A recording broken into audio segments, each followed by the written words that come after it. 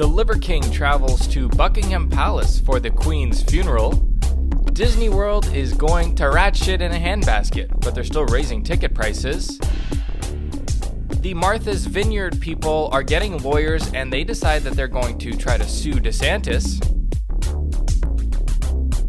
And that's all. All right, we got some big stories here. Liver King is going to. I thought you were gonna do your all on Ostee thing. Oh, my bad. Well, all this on Ostee. Good. Oh yeah. Okay. Go ahead. Sorry. But yeah, you know, the Liver King. He went to outside of Buckingham Palace to do some bicep curls, and he's like, in the video, he's like, the real king has arrived. So, if for people who don't know, Liver King is this big, jacked guy on steroids who walks around shirtless all the time. You know him, right, Liam? Yeah, and he says that he's jacked because he eats testicles and liver. Yeah, he eats raw liver and raw testicles. But I mean, anyone who's got a half a brain could know this guy's on steroids. You can't be natural and look like that. But if you don't want to take testicles and liver, you can buy his supplements. Yeah. That's how he makes all Exactly, his money, capsules. by the way. He eats disgusting things and is super jacked. And he's like, if you don't want to, if you don't have the time to eat liver or testicles, then you can just buy my supplements. And he makes almost millions of dollars a month, basically, on Amazon through his supplements. He makes a lot of money. But that's the thing. It's like all these guys, even Andrew Tate now is like selling supplements. Like he made this announcement. He's selling like, I don't know what it is, but apparently supplements are a big one if you're a trusted name. Yeah, because you can charge anything for them. Like the sky's the limit for what you can charge because you're making pretty big promises, and they're basically probably just like sugar pills, 100%. So think of the money you can The funniest one I think is Alex Jones selling supplements, because like the guy does not look healthy. He's not in shape, but he's like, buy my supplements if you want to be like a jacked man, But yeah, with his big gut. with his big gut, and he's an alcoholic. It's like, I don't think those supplements are doing you any wonders, Alex. That's not true. But I don't know. But Liver King, man, I don't know. Just think about like going all the way to London to do bicep curls for a video, and to say I'm the Liver King. But it's content, man. Look, we're talking about him right now. I know, but just that's a crazy world for me, like that he's doing bicep curls. What a stunt. Do you want these? I just think it's pretty disrespectful, and it kind of makes America look bad. I mean, that is what he is, America, right? He's a bum-ass guy who grew out his beard, who took a bunch of steroids, and then who started eating testicles, putting it on TikTok, and now he's a millionaire because he sells these supplements. But it's kind of rude that he's doing that, at the Queen's funeral. Yeah. I think it's kind of disrespectful. But you know what? Good for him. He probably made a lot of money off of this. Probably sold a lot of supplements by doing this. I think so. But yeah, doing bicep curls in front of Buckingham Palace. Who is that guy? Who's that jacked guy? Who is he? I don't care about the Queen. I want to know who he is. Oh, he's the Liver King. The Liver King. How can I be as jacked as the Liver King? Oh, his website? Okay. Is that what he's thinking is going to happen? I guess so, man. And also just, it's like good content to post. And also the other thing is, dude, you have to think about this from a PR perspective, right? So what people like this do, content creators, companies, they do like inflammatory, outrageous things so that news will cover it. Because news are going to write an article about this. Look at the Liver King. He went and he did this in front of Buckingham Palace. Meanwhile, that goes in the front page of the New York Post. That goes in the front page of the Lad Bible. That goes in the front page of Page 6. And then it's like free advertising for the Liver King. You know what I mean? Instead of having to pay for ads, he gets plastered on every newspaper. That's what PR is. Publicity is bad publicity. Exactly, man. Yeah, anyways, let's move on. We got this Disney story here. Disney World fans say the theme park's going to shit and it's too expensive. It's lost its magic. What's going on here, Liam? You were. Yeah, so basically, this is a story that I've kind of been ignoring, but it keeps coming up over and over again. So I think it's worth reading about it and just telling people what's going on. So it says a ticket to Disney World's Magic Kingdom in 1971 cost just $3.50. When adjusting for inflation, that would mean tickets today would cost roughly $25. But that's far less than what the tickets actually cost. Entry to Disney World Park ranges from $100 to $160 per day, depending on the date and the time of the visit. But then the worst part, and you're saying to yourself, well, yeah, but people like Disney and it's become more of a name for itself and all that stuff. But the problem is there's all these pictures in this article about how the park is going to hell in a handbasket, basically. Apparently there's food all over the ground. The dining halls are a mess. The food doesn't taste as good as much as it used to. So basically people are saying that the park is kind of losing its charm. It's losing its magic. They're also passing a law that you can't bring. I'm boring you with this. No, story. I'm just looking at that point. It's because like people can't afford this shit, and they're increasing prices. It's not correct. Yeah, exactly. So it says families told Fox Business how shocked they were over the exorbitant prices, with one dad of two estimating that he would pay between $4,000 and $5,000 even with one of his kids qualifying for free admission. But I mean, once you've calculated, maybe if you're going to stay at the parks, if you're going to travel there, eating there is just insane. It says the admission costs at Disney World theme parks have climbed more than 3,800% over the past 50 years. But yeah, they're losing some of their magic. I think maybe part of that was from the pandemic. They were closed for a long time, and so they had to lay off employees, and now they have to welcome them back. And so, yeah, but I mean, I don't know. You go there, you wait in line.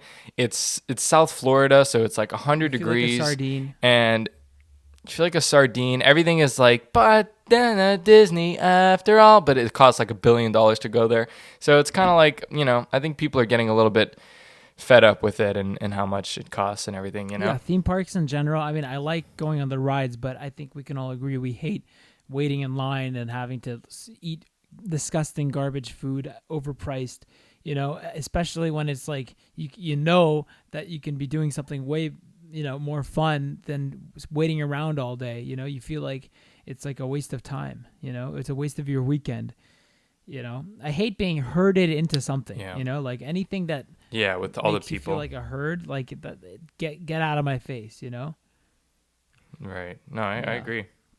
I agree. It's not a good feeling. Okay, so we didn't talk about this Martha's Vineyard thing. So sum it up really, really quickly. Last week, DeSantis took 50 migrants. He put them on a plane and he sent them to Martha's Vineyard, which is an island in Massachusetts where rich people vacation. It's sort of like the Hamptons, except it's an island. The reason why they had to be put on a plane is because, like I said, it is an island, which made it difficult for them to sort of deal with it because they couldn't just come and get them and bust them away. They sort of were faced and had to deal with these people.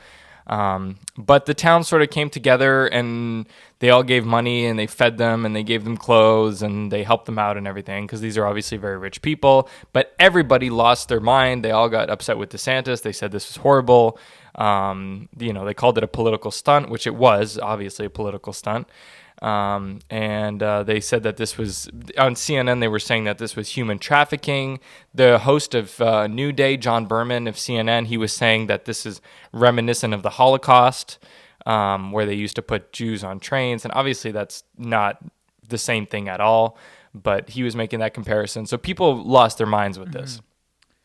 Yeah. I mean, it's obviously it's not good to play with people's lives, but it's just to show people like, look, this is what you vote for. You don't get to see it where you live. This is what we have to deal with. So why don't you get a little taste of what it is, And I mean, obviously it's not like morally correct to play with people's lives, but it does certainly spread a message like, this is what we have to deal with. Why don't you guys get a little taste, Yeah. I mean, so to give some backstory to this, so the policy under the Trump administration was something called Title 42, which was remain in Mexico. And what that was is so people who come to the United States illegally, once they get here, they all claim asylum. So they all say that back in their countries, it wasn't safe. They can't go back to their countries. They're refugees. They're asylum seekers. And this is what they say to try to be let in to the country, even though they haven't gone through the appropriate legal matters to immigrate into the country.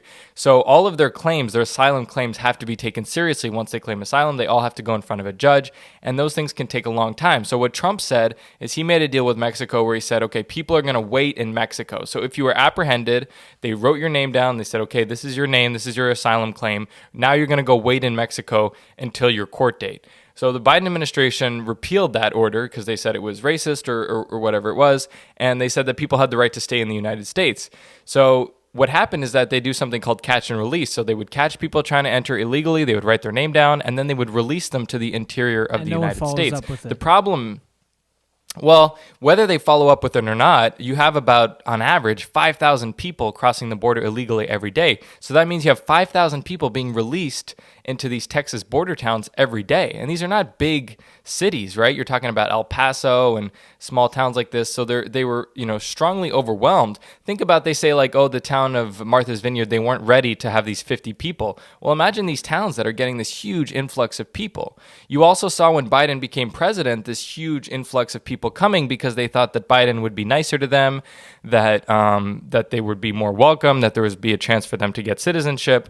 So, it's sort of... And then you have people up north saying no human is illegal, everybody should be welcome, we shouldn't deport anybody. Well, it's easy for them to say if they're not dealing with this humanitarian crisis. They called a humanitarian crisis after 50 people showed up. Well, they had to call in the National Guard. What's interesting is these people at Martha's Vineyard or, all these places, like exactly what you said, they have these signs up that say like, we believe no one is illegal, no one is this. But when it comes to them coming into Martha's Vineyard, within 24 hours, they want to deport them out of Martha's Vineyard. So apparently it's okay for them to come into the country, but just not as long as it's not where you live or where you are specifically. So it's rules for thee, but not for me. Yeah, I said it correctly. I thought I said it wrong. So I don't know. That's right. It's these people who, I don't know, like they don't know what's going on in reality, and they like to take a stance and come out on top as a virtue signaling moralist. So it's like Jordan Peterson said. It's like, up yours, you woke moralists. So I don't know. Right. Well, it's always easier to sort of say, well, you should be doing this and you shouldn't do that and you should be doing this when you're not the one dealing with the actual problem. You know what I mean? It's always easy to judge people and how they act and everything when you're not the one with the issue. You think about this sometimes with like parents who have children, let's say with special needs or whatever, or parents, and the parents have ways of dealing with with their children or with what it is, and other people are going to judge them and say, well, I would never do that to my child. I would never do that, and I would never let them, and I would always keep my kid at home. I would never send him to daycare. And it's like, well, you don't have a kid, so who are you to sort of judge me and tell me what I can do, and what you would do? You don't know what you would do. You're not even dealing with the situation. Yeah, exactly. Respectfully, have your own kids and then make these judgments. Right. Yeah. Exactly. And I saw just quickly this one thing on Trevor Noah. Trevor Noah was saying that DeSantis is doing this just for a political stunt because Florida doesn't share a border with Mexico, so Florida doesn't deal with illegal immigration. And just to sort of correct the record on that of why DeSantis is doing this, Florida is the number one state that undocumented or illegal migrants travel to once they cross the border. And part of the reason for that is that Florida has a huge population of Latino people, so a lot of them are coming to reunite with their families or just to find a community that is Spanish speaking. The other thing is that Florida is the number one state traveled to by people out of the country. So you think about all the countries that people live, the number one state that they travel to into the United States is Florida. So you have a lot of people staying past their visas. We think of illegal immigration just as crossing over the border by foot, but there's people who fly in with visas who overstay, or people who fly in for vacation who overstay. So it is a problem in Florida, and that is why DeSantis is doing something with this. And what he's trying to do, I think, is just get the attention of the federal government. Because the federal government is the one who repealed the stay in Mexico policy. The federal government is the one that said, yeah, this is what we're going to do. You catch them, you write their name down, and then you let them free in the United States. But they're not actually dealing with that huge influx of people. It's the states that are border towns that have to deal with it. Yeah. And now they want to sue DeSantis for what this is. It says here, Lawyers for Civil Rights, a group that represents about 30 migrants, has sent letters to the U.S. Attorney Rachel Rollins and Massachusetts Attorney General Maura Healey, asking them for probes after 2 chartered planes carrying 50 migrants were flown last week from Texas through Florida to to Martha's Vineyard. So, I mean, look, the idea that these people were like forced onto these planes is not true. They were, from what I understand, happy to get onto the planes, and nobody has been treated poorly from what I can understand. I think they've done interviews with these people who say that, yeah, they've got food, they've got shelter, like everything has been great for them. Also, what DeSantis said is that Florida is not a sanctuary state. He's like, we don't have the resources to take care of you, and we're not going to take care of you. So we'll send you to somewhere where they've told that they are going to take care of you, and we're happy to do that for you. Mm-hmm. You know? Mm-hmm. Yeah. But yeah, that's pretty much it for this story. Yeah. I guess I don't know. We'll see what happens with DeSantis, but I know the Republicans are definitely getting a lot of flack in the media. I mean, it's not the usual. And one thing I think that the media really didn't cover was the fact that the FBI wore shoes in Trump's house in Mar-a-Lago. And I think that's a big deal. That's actually one of the biggest parts of this story that we have uncovered, that they weren't polite enough to take off their shoes. So it says, Trump says FBI ransacked Mar-a-Lago and raid, wore shoes in his bedroom, where in his bedroom, Liam. Okay, where Trump walks bare feet. You know, I like the way the marble floor feels on my bare feet. It feels so good. And you had to come here and you know, you had to walk all over it with your dirty, disgusting shoes. You know, and Trump's a germaphobe. He doesn't like bacteria. And the fact that these people, they did this to him, it's pretty disrespectful, don't you think? Why don't you read the story here? Yeah, for those who don't know, I didn't want to do this story, and Cheyenne just fucking ran it through me, but okay. Former President Donald Trump said he returned to his Florida home late Sunday to find Mar-a-Lago ransacked and accused FBI agents of traipsing through his bedroom without removing their shoes as they raided his ritzy resort home last month. Arrived in Florida last night and had a long, detailed chance to check out the scene of yet another government crime, the FBI's raid and break-in of my home. Oh. I guess they don't think there is a Fourth Amendment anymore, and so to them there isn't, the 45th president wrote on his social. You want to read that next one? In any event, after what they have done, the place will never be the same. It was ransacked and in far different condition than the way I left it. Many agents, and they didn't even take off their shoes in my bedroom. Nice. What do you... Okay. Trump, they literally walked into your home with their shoes on. How is it not in the same condition that they left it? You get the cleaners to come clean it up. Or does he mean like they messed up all his stuff?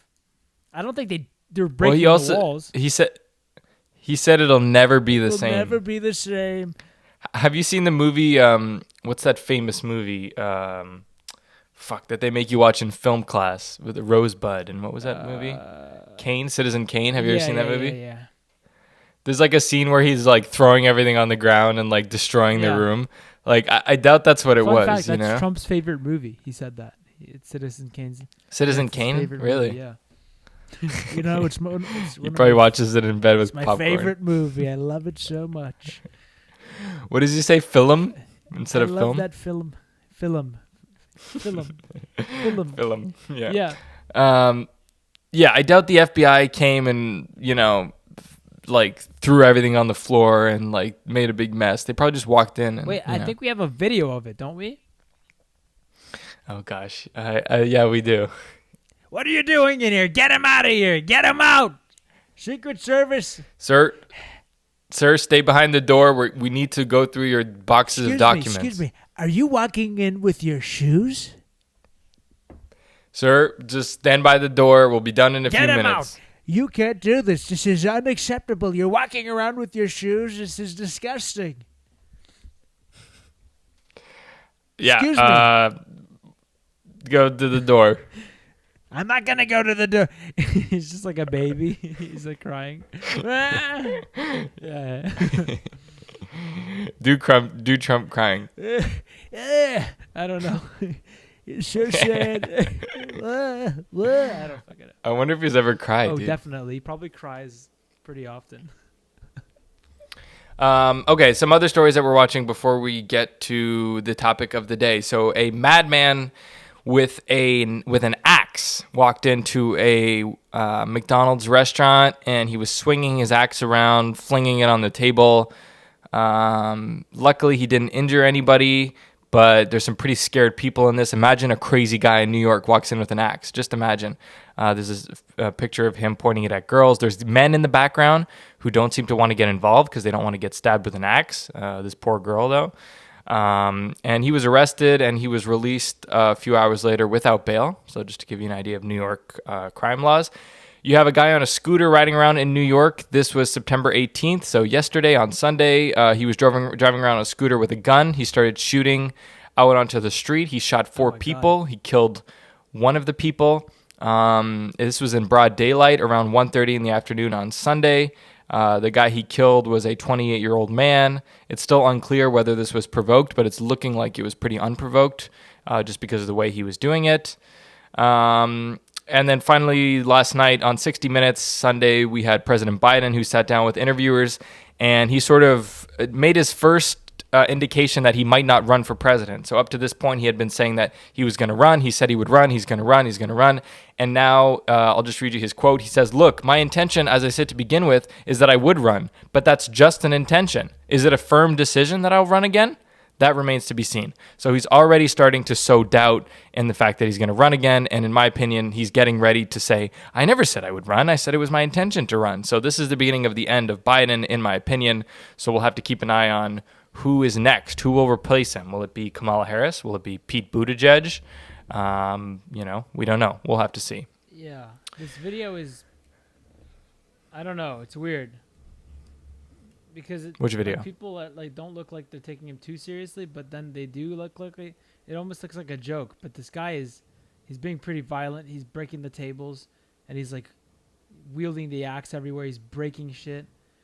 What? I don't understand, man. I'll say it again, but how do you end up in a place like this where you're just doing this stuff? Is it drugs? And then you see people are punching the back of his head, and he's just standing there like he's on drugs or something. It's such a weird video. It's such a weird video. I don't understand what the hell is going on in New York. What are they, if it's drugs or something, or but the guy is being violent. He's slapping people around. Watch this video. He's not using the axe, but still, that's pretty crazy. He knocks a guy out with a slap, and he's a pretty big-ish guy. He's not that big. He's enough to be menacing to a couple people, but I don't understand what the hell is going on in New York. And I mean, I don't know if it's because I was in New York pretty recently. It wasn't that bad. It wasn't you didn't see anything crazy, but I don't know, man. Well, it's a city of 8 million people, so it seems like it's kind of a numbers game. It seems like there's a lot of crazy people running around, especially with these bail laws. So you just don't know who you're going to run into. So it kind of comes down to luck. It used to be with bail that you didn't release somebody if they were a threat to themselves or to the public. And when you see a guy like this who walked into a McDonald's restaurant with an axe and started swinging it around, you would think that would be somebody who you wouldn't want to release. But I guess the judge didn't think so. I don't understand these judges. What's going on? It almost seems like there's an attempt to to destroy these major cities. And I don't understand why people keep voting the same way they do if they want a safe environment, And I don't know. Well, we have footage from the courtroom when he was sentenced. Do you want to hear that? I do. I'm actually very interested. Okay, well, let's play the video. It might shed some light on it. Your Honor, the next case, this defendant brought an axe into a McDonald's and swung at some people, almost killing them. It's your decision whether we release him or whether we keep him in prison. The state's attorney's office recommends that we hold on to him because he's a present danger to public safety. Well, from what I understand, this wasn't really an act of violence. He was expressing, it was performance art. It was performance art, and that's what it was, and I don't think he should be facing any prison time for this. He didn't hurt anybody. I mean, he gave a white man a couple of slaps. So what? So what? That white man is an oppressor, and he deserves a slap every now and then. Don't you agree? So that's all we have from the court. So just a little snippet of maybe what went on in there. But yeah, no, it's scary stuff. And now we're approaching 25 minutes, so let's get into the topic of the day. And now it's time for El Tema del Día, the topic of the day. Okay, Cheyenne, topic of the day is yours today. What do you got for us? Topic of the day. I was telling you at the beginning of the day, but I just forgot. What was it? What were we talking about? I feel like Joe Biden. Didn't you see a movie or something? Did I see a movie? Dude, I am. You said you saw a movie and you wanted to talk about it? Okay. Yeah, so I just started, I have Crave. For people who don't know, it's like HBO's version of Netflix in Canada, I think.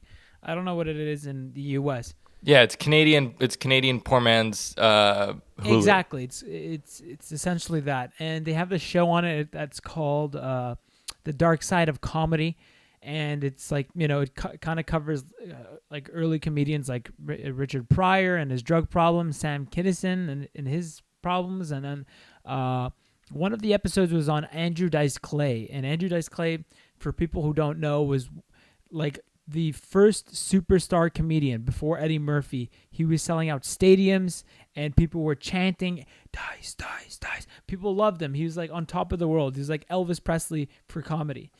And he was very offensive. He was super offensive. Like his jokes usually targeted immigrants, gay people, women. So he's almost like Andrew Tate in a sense, but he's a comedian. And so this whole segment on him is like trying to say like it's all these people that are like it's this documentary or whatever talking about how like he was he was a misogynist and yada yada yada, but like it seems like the only people that they get to like talk about it are people who don't seem like they're funny at all. You know what I mean? They're all like these like. You could definitely tell like who they are, like like who they are. Like they have tattoos and like a nose ring, and like I just didn't think it was funny. As a gay man, I did not think it was funny.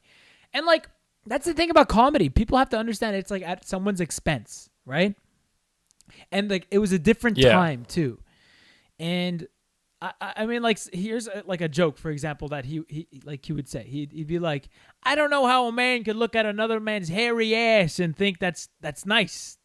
It's like that's the type of joke he makes,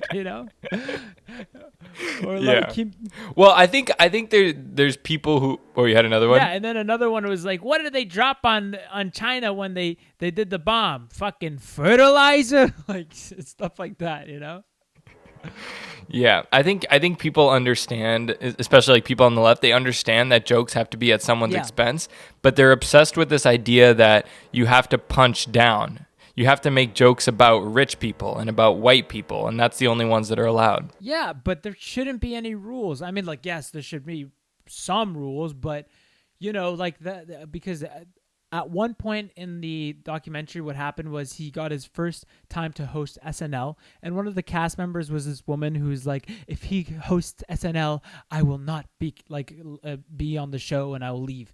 And then they just did the show, and like, they asked the cast and crew like 20 years later, like, do you still stand by this thing? And then one of the guys like, yeah, she was terrible to work with. She wasn't even funny. She was just she was like she's annoying. And I'm like, exactly. Like sometimes like they could be seen as like these people trying to stand up for these situations, virtual signaling, but in reality, they're just terrible people that want this, this sense of authority by telling people like, I am oppressed, I am this or whatever, And I do believe that comedian who said like, yes, she was not fun to work with, and we said, fuck it, we're gonna bring Dice on the show. And I don't know. And who are these people in the documentary? You say that they look like they're not funny. They have tattoos. Like, what was their title? Why were they chosen for this? Like they're comedian or something. Like that's, but like it was like comedians that you would probably never find funny. You know what I mean? Like the only funny comedian that they had on was Bobby Lee, and he didn't really say anything too bad about him. Like, and then like it's like these people you've never heard of. You know what I mean? It's like I've never heard.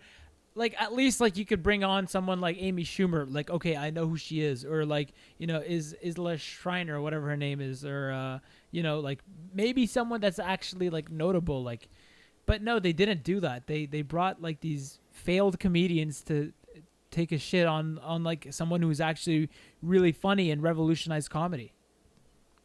Yeah. Well, he is. I mean, look, he is pretty rough to watch. I mean, like you said, his jokes are sexist and racist. And especially the world we're in today, it makes us uncomfortable to hear that stuff because we're so not used to it. Whereas back then there was more this sort of idea that, well, it's just comedy and you just go there and you listen to it and you laugh about it, right? But now we've sort of been taught that that's not okay and that's not good and that's going to put ideas in your head that are problematic and we're not allowed to listen to those. And if kids hear that, then maybe they're going to start thinking that and, I'm okay so on with and that, so forth. but why haven't they made a dark side of Eddie Murphy? Because his jokes were all racist, were all sexist and homophobic. No, well, I don't know about sexist, but definitely homophobic. Like he'd go on stage wearing these really tight pants, and then like he's like, "There better be no gay people over there," and it's like, and then like he'd like turn around and he'd be like, "You can't see my ass," and that's funny. It's really funny, But they didn't make one shitting on him, but for Dice Clay, I don't know if it's because he's white and Jewish. Maybe that's why they did it, but I don't. To me, it's like. And I don't think they should make one about Eddie Murphy because he's funny. Same with Dice Clay. He's funny. And it's like, this is the dark side of comedy. Like, this guy was a bigot. I don't think so. Like, I think it's just, there's things that are funny and there's things that are not funny, and people that aren't funny want to usually shit on someone who is funny because it's easier to get clout that way than to actually write funny jokes and become funny. Right. Well, like you said, these people, these comedians who are interviewed for this documentary, it's probably the biggest gig they ever got. Yeah, exactly. I've never seen any of these people ever. So. Exactly. Yeah. But yeah, look, like I don't know. There's people that I don't find funny. Comedians who are on whatever side of the aisle who make jokes that I just sit there and I don't think it's funny. But obviously some people do, and good for them. And who am I to be like, oh, they shouldn't be working or they shouldn't be a comedian or, you know what I mean? Like, if they think it's funny, it's funny. So I think, go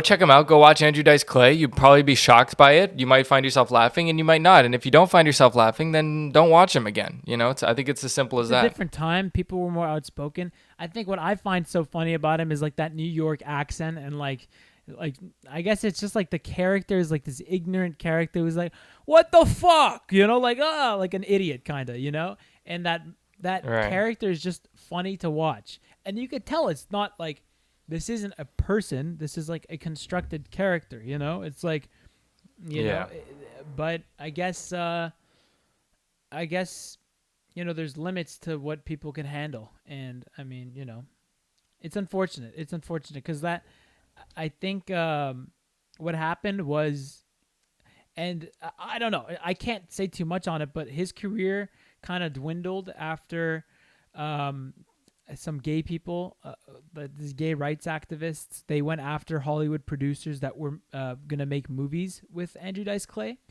And those producers were like, oh, fuck, well, now my name's out there. We're not going to make these movies. They axed all the movies. And his career kind of went, down from there.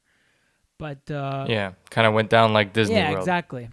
But I don't know. I like obviously it's to think of it from the perspective of the gay people. Like that was like a different time. They were getting a lot of flack for HIV, and people saw them as people who weren't humans. And I guess Dice was kind of fueling that hatred in a sense, But I don't know if it was intentional or not intentional. But the jokes he would say, I don't know. Like it's a very difficult topic to talk about, to kind of get into. But at the end of the day, if it's comedy, then I think, people shouldn't look too much into it. Well, that's what's tough about it is when, it's easy to be like, oh, it's just a joke, ease off. But like when it's not about you, it's easier for you to say that. But anyway, for people who haven't seen him, check him out. We're going to be back.